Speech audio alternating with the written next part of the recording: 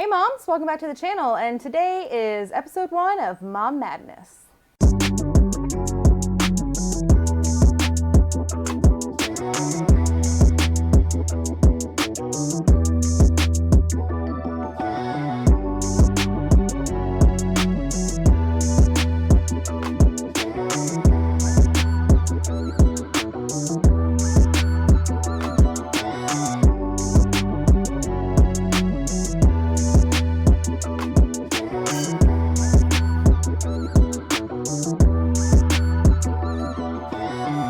So hopefully this will be a tradition, and every year we'll have the ability to do something for March Madness, that is Mom Madness. So last year, because you've seen all the other videos. Absolutely, and they're also linked right here so you can get caught up. We took to the socials to get some opinions on some of the maddening parts of motherhood. It was a lot of fun to talk about and get all of that stuff out in the open, because it's a lot of it's really tough things. It is. And so this year, when we were trying to come up with what we wanted to do this year, we're going to do it a little different. So this is going to be episode 1 of 2. That's right. And we found an article by a Facebook page called A Woman's Soul. And I just thought it was something that was really cool, and Melinda thought it was really cool. Mm-hmm. So she starts out the piece of writing by saying, "After having a child, I realized that in the eyes of society, mothers can't." And then it is a list of 12 different things that society says mothers can't feel, say, or do. And so what we've done is we've split up the list between us, and we're going to talk about some of those items that are on the list. Yep. So the first thing, of course, that we're going to talk about is that moms can't cry. First of all, I think there's at least once a day that there's something going on in my tear ducts. Like, either at this point, my kid's either doing something amazing. Sure. Like putting, on the way over here, Mike sent me a picture of her putting letters, they're little foam letters that the kids got for Christmas. The outline's on the wall, and she was putting the X in. And it was, like, amazing that she's, comprehending and doing those things. Yeah. But, like, there's so many things that are emotional and happy or sad or overwhelming about being a mom and being with your children and the things that they go through. Why the hell can we not cry? Why is that not an acceptable thing to do? First of all, we're women. And women cry. And women have emotions. That's something that they talk about, right? Women crying all the time. Well, and aside from the fact that, like, your hormones are never the same. Yes, your hormones are never the same. I'm raising my son to be okay with crying. She didn't quite mean it like that. No. That's not what I meant. I meant, but when you look at societal things about women, they talk about, oh, women are so emotional. We are very emotional creatures. And I guess when you should be allowed to be emotional, you're not allowed to be, because then you're crazy. Because then you're crazy. So that's true. Yeah, that's not all right. That we're not allowed to cry. Because, it's not that we, thought that things were just going to be easy and nothing was, going to affect us. It's not that. It's just there's so many hormones and so many emotional things that happen during motherhood. Yeah. Overwhelming things that happen. Absolutely. So this is a good one for me. I feel like that was a good start one for you, too. I think so. Complain. So if you're part of my everyday life, you know that I do that a lot. I love to complain. It's kind of took the place of the sleeping hobby, I find. Something had to replace the sleep for you. Although I did complain before, so it's really just amped up now.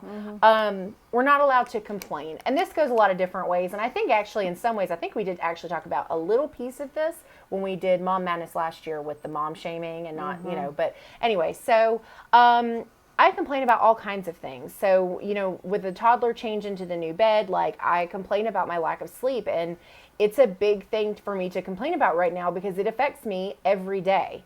Yeah. And it's not just that simple. It's complicated things too. And sometimes people get mad that you complain because they feel like you should just be grateful. Well, at least you have kids. At least you have something like that. Or people feel like, well, if I were to complain, let's just give an example. If I were to complain to someone and say, oh my gosh, Oliver has learned to do, X, Y, and Z. And their response is, well, my kid won't even do that yet. So I'm not allowed to complain that it's something that might get him into something or break something or bother one of the animals or something that is bothersome. It's like, well, you should just be glad that he's doing those things. And then there's the ever famous, well, no one told you to have kids. First of all, that's none of your damn business. Yeah. If we wanted to have kids or not. Yeah. Second of all, people complain about things that are stupid. Like, they're like, you ate my last Cheeto. Okay, well, that's complaining. My kid ate my last Cheeto. Well, you should be grateful that you have kids, first of all. Like, that is something that's happened. I've experienced that, about that Aria ate my Cheetos. And people are like, well, you know, whatever they said. I'm not going to call them out on that. But, like, that's annoying. Like, you should be able to complain. No one asked us to have kids. No one asked your opinion on our complaining. And if you don't want to hear people complaining, I think that if there are people who are just draining your energy because they just complain all the time about being a mom, I think it's okay to communicate that in a respectful manner. But this expectation that we should just be grateful and happy all the time because this is what we wanted is ridiculous. Because we're humans. This is what we're supposed to do. That's so we true shouldn't too. complain about it. That's true too. There's that. Oh, well, we're also apparently not allowed to get tired. Let me tell you what.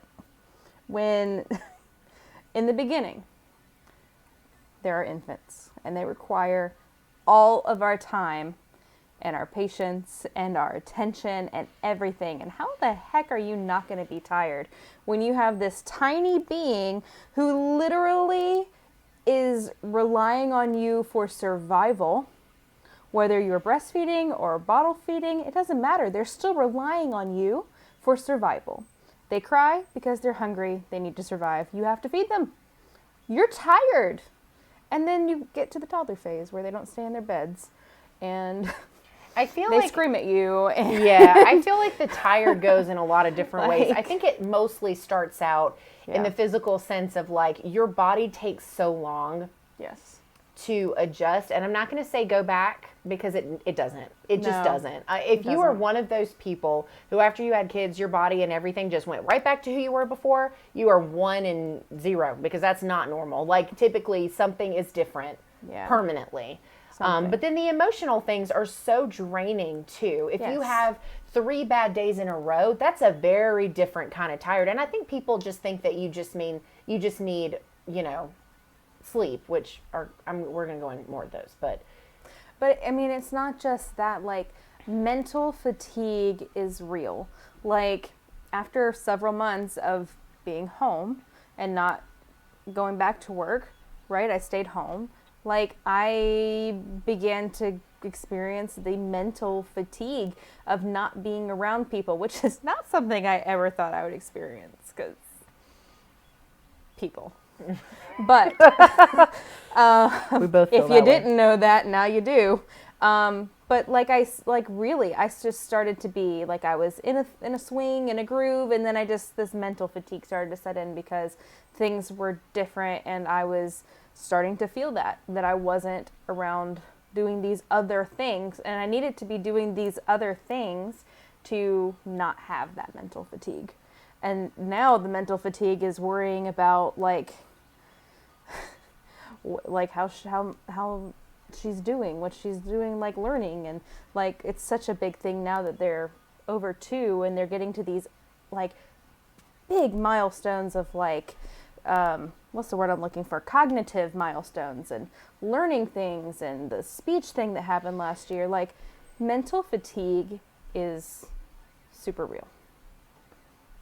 And so is physical fatigue, which you're going to tell us all about. Sort of. Sort of. In a roundabout way. Yeah, so our next one is sleep. Yeah. And this, I think, it's interesting because I don't think when we talked about these originally, I didn't realize how many of them connected, but they kind of all connect in a lot of different ways. Yeah. We cry because we're like, I feel like you can connect them all to each other. But anyway, so sleep is an interesting one because you're told all the time that you're never going to get any. Which, for the record, the people who tell other people that, those of you is what I mean, to tell other people that, like, you do realize that, like, that doesn't matter. Like, you can't be prepared for that. There's no way. And then there are people who get lucky, and that's really actually not the case. Like, I mean, it took a couple of weeks for our sleep stuff to even resemble a balanced sleep schedule. It was very, I mean, it just takes getting adjusting to. It was our first kid. Like, we're just doing the best we can. I mean, that's still true now. But it's just, sleep was one of those things that people always try to warn you about. So they assume that because you knew sleep was going to be an issue, that you shouldn't be complaining like you didn't know about it. It's like, yeah, okay, but you can tell somebody that labor is painful and then them have a labor like mine and it does not prepare you. There is no amount of coaching on your lack of sleep in the world that will ever prepare you for what your sleep schedule is going to be like when you have a kid. And I think the other side of it is like, I have had a few people who, and I've said things like, I'm probably going to have to take a day off soon to just sleep because Oliver's getting up early is just such an issue for me. And I've been very fortunate, I guess, in the sense that, like, the people around me for the most part are really supportive of things like that. Like, you absolutely should take the day if you need it because people understand. Mental health days. Yeah, mental health days. But there's other people who think that because you just need sleep or because you can't stay awake and you fall asleep, that you're lazy or neglectful or all of these other things, as if to say that when you're that tired, you have any say over when you fall asleep to begin with. I certainly don't. No. I can be having the most interesting conversation with somebody that I'm very interested to talk to and fall asleep. Like, it happens. Or you could be so tired that all you want to do is go to sleep at 8:30 after your kid goes to sleep, and you can't fall asleep until 1 o'clock in the morning, despite your best efforts. Or you accidentally fall asleep at 8 o'clock, realizing maybe I should set an alarm right before, and you set an alarm for 9, and you're so exhausted from your son waking up at 4 o'clock in the morning that you sleep through your alarm and you don't wake up until the next day. That's also a thing. Yeah. So sleep. Sleep. And rest. Apparently we're not... Two different things. Apparently we're not allowed to have rest time. You know? Like, apparently when your kid is sleeping, you have to do all these things. And you can't just sit down on the couch, put your feet up, and watch YouTube to find out about all these things that you can't do from Momestly Me. I mean... Like, why are we not allowed to rest? Do you know what we are doing, like, when we're taking care of our children?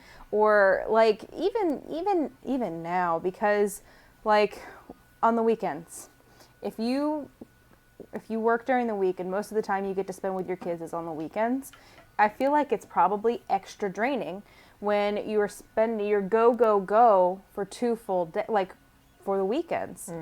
You go back unrested. Yeah, you do. You go back a little unrested because you and your child are so excited to spend this extra time together that you don't get time to rest.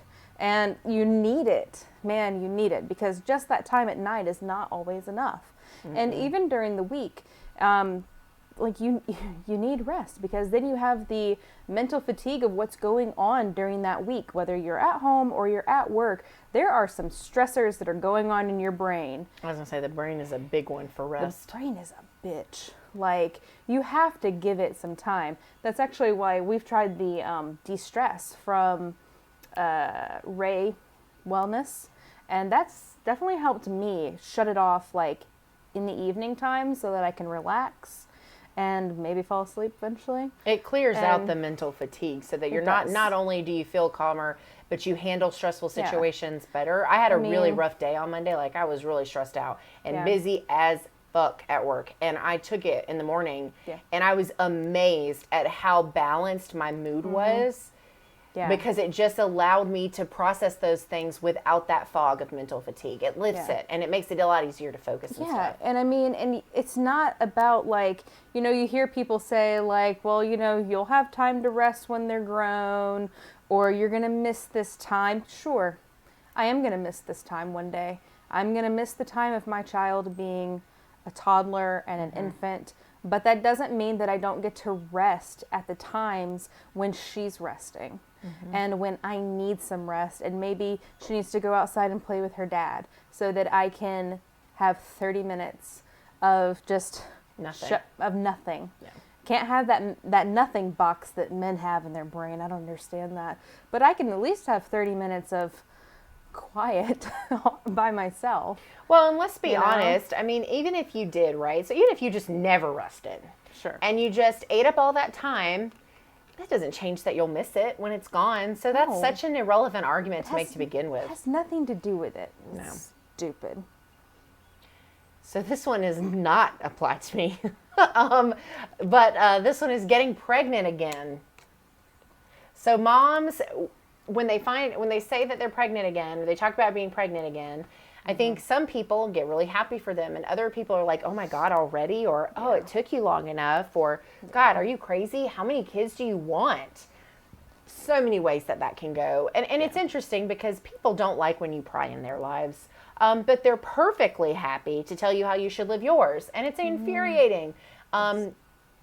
Yeah, she doesn't watch the videos. My mother-in-law actually commented today about wanting, hinting at us having another kid. It's a good thing she's got another child, isn't it? And then I was like, I just kind of looked at her and she goes, you know, if you guys decide, we've already told her that we're not, right? Sure. So on the off chance that we do, I don't really believe in saying never because my luck, it would be tomorrow. But like the reality is that is not in our plan ever. Like we are very happy with our family the way that it is, but there's always this desire for people in family or people in friends, or I had a coworker tell me if it was God's will, it was going to happen. Like all kinds of people have opinions about when you decide or don't decide to get pregnant again.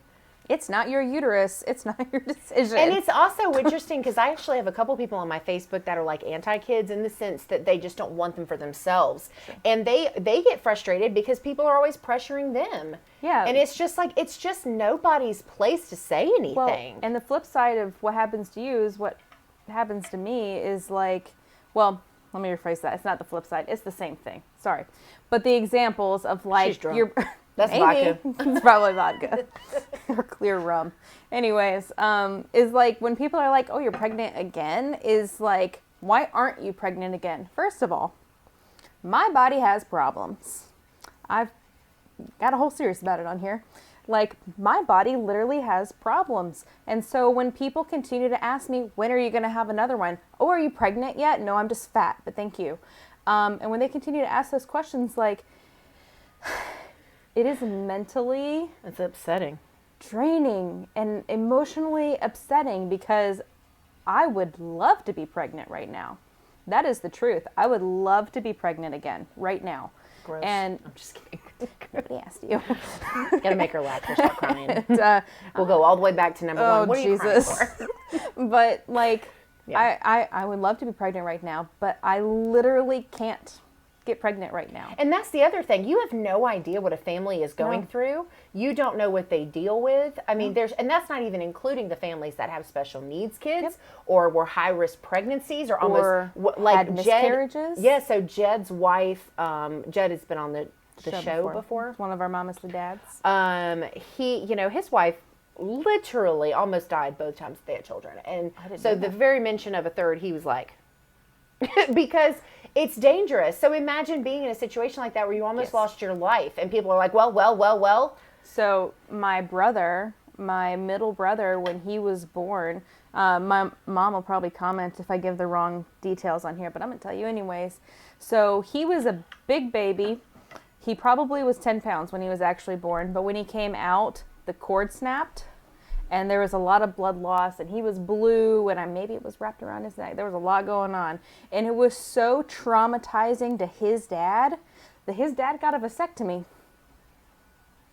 So my mom has had another child, but his dad doesn't, because that experience with their second child was so traumatizing for him. He had a vasectomy. It honestly probably would have been for me too. I guess the only difference is you don't really necessarily see all of that in the moment. Right. Not like he did anyway. Yeah. You know what I mean?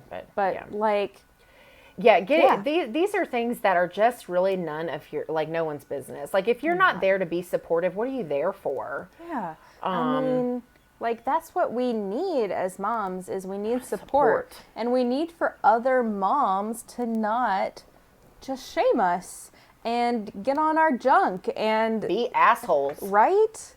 Like That's why we're trying to build a village here. I secretly hope that all the moms that are like that, especially if they are specifically moms, I really have this hope in my head that they say it to the wrong person. And that wrong person is having a bad day and takes their bag or their shoe off and just starts swinging. Maybe their fist. That's the only way.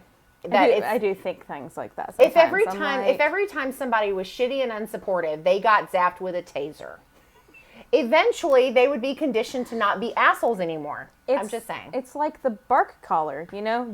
Oh my God. Because women are bitches. Oh. All right. Well, anyway. Sorry. On that note, again, this was part 1, okay, of Mom Madness of 2021. Yep. So make sure you tune in on Saturday for part 2, which means you need to be subscribed to this channel, for one. You definitely need to like this video. Comment down below on these topics or other topics of like, what have you been told that you can't do? Or what just pisses you off that other people tell you about what you're doing as a mother? We would like to know. Things that make you so mad you contemplate going to prison over them. Oh. My list is very long. Mine's not that long, but I do have one. So also follow us on social media at Momestly Me on Instagram, Facebook, and Twitter. You tell them to hit the bell. Girl, hit that bell. Or boy, whatever. You right there on the other side of the screen. Hit the bell so you get notified when part 2 comes out and the rest of our amazing content. And we'll see you in a few days. Bye, moms.